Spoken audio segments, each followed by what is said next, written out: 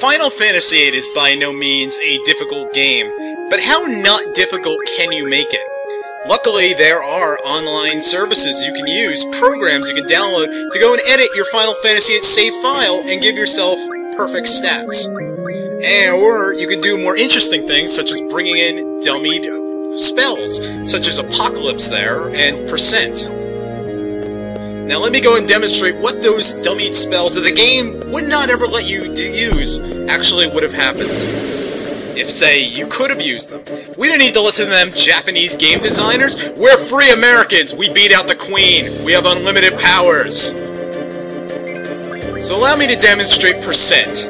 This was a spell that was never quite finished, and I don't actually know what it was ever intended to do, if anything. So, when you use Percent, you get nothing but a dummy effect, and a random amount of damage. Usually 4 9s. Here's Catastrophe, another dummy attack, which, again, seems to just do a lot of damage. Those two might actually be the best spells in this game, ironically. Tragically, you can't use them. Now let me go and use that Apocalypse spell, which normally you can only draw from Ultimecia's final form, the very final boss. However, you can't actually junction it to yourself, so this one is much more finished than the other spells ever were. And as you can see, there's actually an entire animation for it, and quite an impressive one. And, you know, there you go. Go and summon all the green stuff, shoot down, big ball. Actually weaker than Percent and Catastrophe, interestingly enough. Now let's move on. It's interesting seeing spells they didn't want us to see, but what's more interesting is fucking with stuff. So thanks to Final Fantasy VIII's interesting programming, you can actually replace characters with other characters. This is how Laguna, Irvine, and Kyros managed to show up.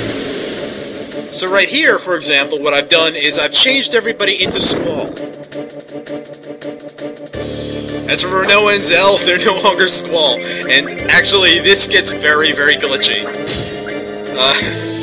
Unfortunately, all the Squalls are trying to mimic each other's movements, and are having quite a difficult bit of trouble keeping up. They are just falling all over the place. And for whatever reason, they've chosen the twin sword, whatever that weapon is. I never actually got to use it in battle, so I don't really recognize it.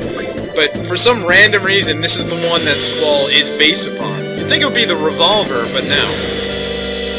And everything works with Squall except for the limit break, which doesn't work at all. Yeah, the game seems to keep freezing on me. That time we managed to keep the battle going. Let's see how far we can go with our 3 Squall combo. I don't know, another limit break. I seem to be playing with fire, and it's gone. The game never came back. The screen completely froze up on me. So let's move on and try with my main man, Zell. I love Zell. It would be great to see 3 times the 80s. 240s! Let's go! Come on, imagine what we could be doing. What sort of insane 80s music I could be playing while 3 Zells go and punch their way through everything. There we go. We're loading up the enemies. Now for the characters and... oh. Well, EPSXE did not like that. Perhaps if you're playing on a disc, it could work. Though then again, you wouldn't be able to do any of this hacking stuff, so it doesn't really matter.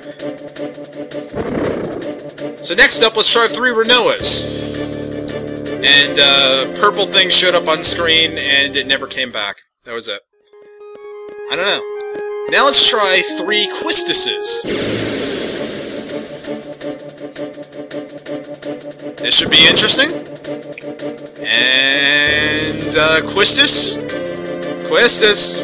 Well, there are 3 of them, but not a single one of them seems to have chosen to show up. In fact, the game is stuck here because the heroes never showed up.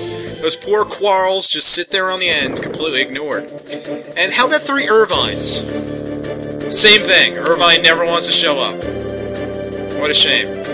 He's just gone. He's not coming. How about 3 selfies?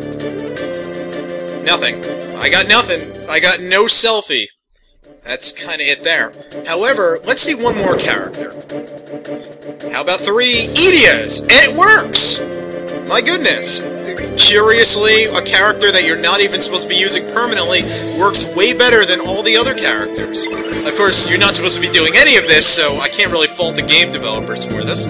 Now, the 3 Edias are jerky, their capes are going fucking crazy, but this actually works right here. You could conceivably play an entire game with 3 Edias like this. Hell, you can play an entire game with 6 Edias, 8 Edias, it doesn't matter.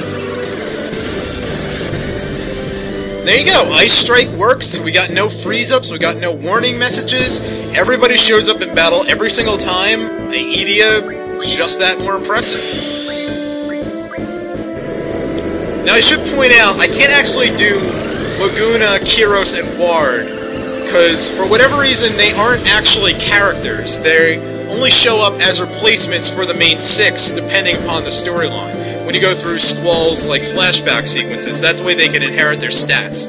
So there is actually no Laguna character in the game. I mean, he does show up, but there is no independent set value of a Laguna. There's an independent set value of Edia and another character. His name's Cypher. Here he is. Cypher's actually there in the middle. He's just not showing up for some reason on the world map. I'm not sure why. But let's go see what happens if we throw him into battle. And no Cyphers. He's just not there. I don't know where he went. Come on, dude. You wanna... any time now. Alright, nothing. Alright, how about instead of 3 Cyphers and 3 Edias, we have, let's say, 1 Cypher and 1 Edia. I didn't see, there they are. For whatever reason, your character portraits in the menu have disappeared. So it actually looks like how the game looked back when you had Cypher in your party, all the way back in the, like, first mission. Here we go, let's go see what happens when we go into combat. I got my fingers crossed, I hope you do too, because with this sort of glitching up, who knows what's gonna happen. And, yep, here we go. It's all working. There we go. We got a working Cypher and a working Edia. Now, I don't actually show this, but you can actually have one of several Cypher models, because all these characters, other than Edia, have several character models. So you can have the normal Cypher standing up as he did when you attack Delay, or you could have, let's say, the falling on his ass Cypher from the later boss fights. And he's still using his original limit break that doesn't develop in any way.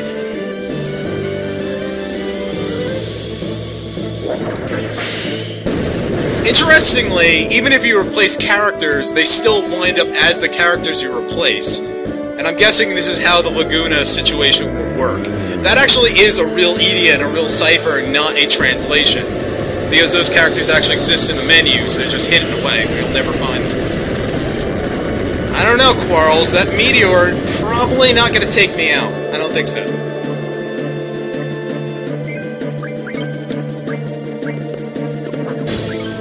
The problem, however, with Edia and Cypher is pretty obvious, and that is their limit breaks suck.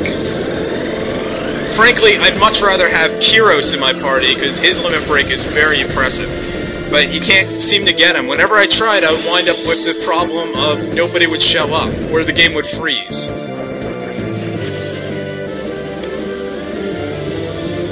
I don't know, there's some sort of value that's not quite finished. And I can't really take credit for any of this hacking stuff. I'm using a program called Hyne, which you can download for free, no problem. Works quite well with your EPSXE file, in case you ever want to use it.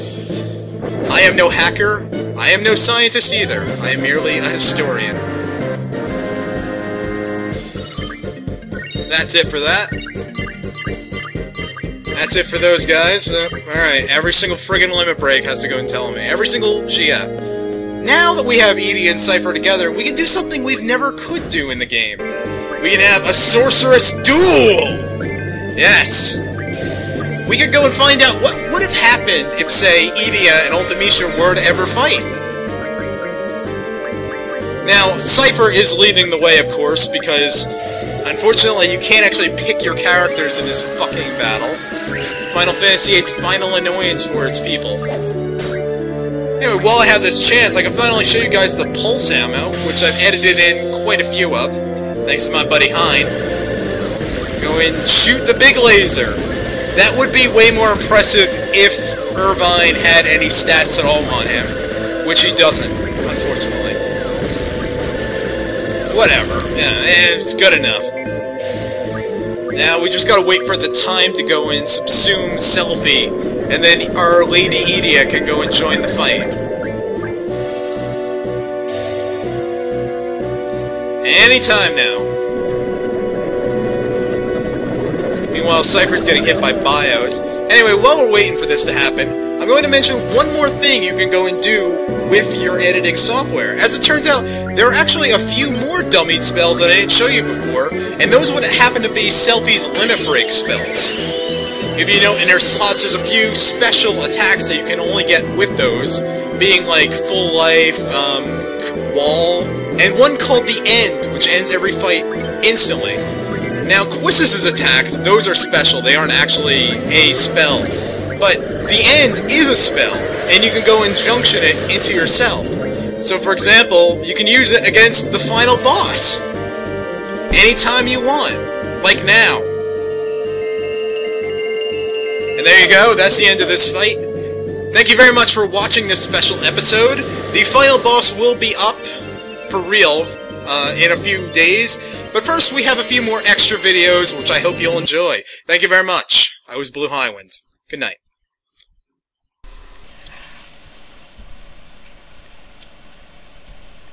Corporation t-shirt.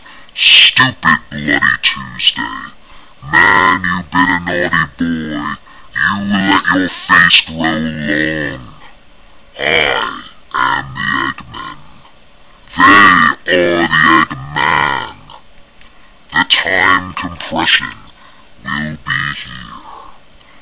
In fact, since time will be compressed, it may already be here. Just wait for it when the finale comes.